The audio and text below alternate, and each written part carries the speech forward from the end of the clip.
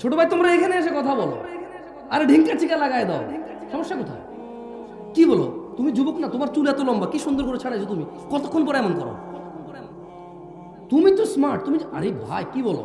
এদেশের মেয়েরা তোমার জানে না দেখে না, 100-200 মেয়ে তোমার জন্য মানে হাত টাত কাইটা পাগল হয়ে মরে যেত। তুমি এত সুন্দর, তুমি জানো তুমি কত জ্ঞানী বুদ্ধিমান, তোমার কত পয়সাওয়ালা, তুমি কি ট্যালেন্ট, তুমি কি ক্লেভার, তুমি কি বিচক্ষণ, এদেশের মেয়েরা জানেই না, থাকলে তোমার জন্য সিরিয়াল ধরে দাঁড়িয়ে থাকতো। তুমি তো সুদর্শন মানুষ, তুমি কথা বলবো না, কে বলবে বলো?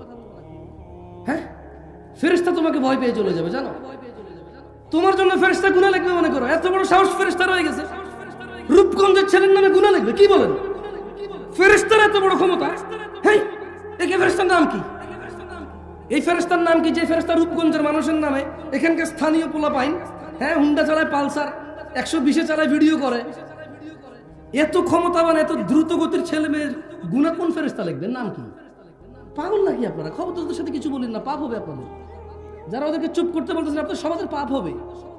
কেন বলতেছেন ওদের চুপ করতে? হ্যাঁ, ওরা এখানে বক্তা নিয়ে আসছে টাকা দিয়ে, বক্তার কথা বলবে, ওর কথা বলবে, না করবে কেন বক্তা?